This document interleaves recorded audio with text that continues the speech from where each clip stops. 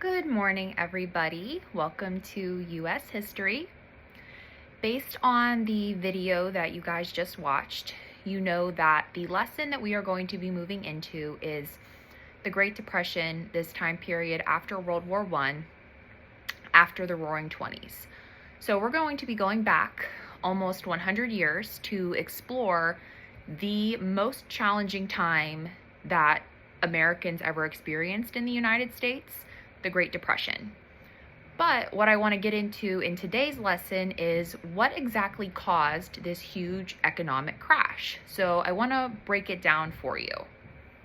So we talked about how the 1920s, or the Roaring Twenties, was a time of a growing United States. People were doing well. They were purchasing things. They had more electronic products. They had the car. And because of this, everybody wanted the next best thing that was coming out. So this led to overproduction and underconsumption. So during the 1920s, factories were producing more goods than what people could technically afford to buy. This is called overproduction. At the time, wages for workers stayed low so that people couldn't buy all of the new cars, radios, and appliances that were being made. If someone saw that their friend had something, that made them want to have it too. But because the wages were so low, they couldn't technically buy it, which was then under consumption. There were more things being produced than what people could buy. The result of this was that businesses started to actually lose money. Which then leads me into the next topic, which is stock market speculation. So people began to speculate on the stock market, buying stocks with borrowed money. So like how we have credit cards today, you're borrowing money from the bank, money that you don't actually have, to make a purchase at the time. So people were doing this, borrowing money, hoping that prices would just keep rising. But we know that it's not magic, and no one can really make the prices keep rising. So when confidence dropped in that the prices would keep rising, the stock market inevitably crashed. And this was known as Black Tuesday, October 29th of 1929, the big stock market crash. When this happened, it led to bank failures. So the stock market crashed, people are losing money left and right. And after this, people panicked.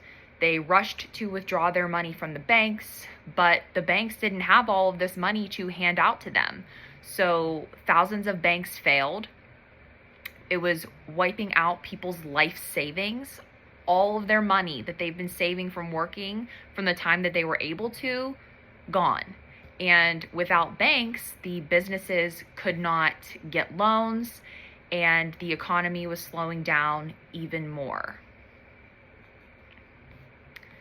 With this, there was a decline in international trade.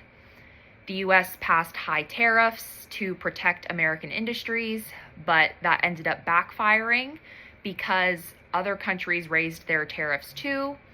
Trade slowed down. It hurt farmers, manufacturers, and anyone that was selling any type of good overseas. So tariffs are meant to help the United States, but this time in particular, it didn't help at all. Finally, there was an uneven wealth distribution. There was the rich and there was the poor, just like in any society. But it was very evident in the 1920s, especially after the stock market crash. Wealth was not shared evenly in the 1920s. There was a small group of people that actually had money. They weren't the ones that were using credit, buying on margin. They were the ones that had money. The Americans that were buying on margin, buying things without money they actually had, were technically struggling Americans, but they were just trying to keep up with what everybody else was buying. So this meant that fewer people could keep the economy going when the Depression hit, because no one actually had money to put into the economy when it was all borrowed money at the time. So this is what we are going to be getting into, is the causes of the Great Depression, and this will lead us into what life was like for Americans during the Great Depression time period, post World War I, post Roaring 20s.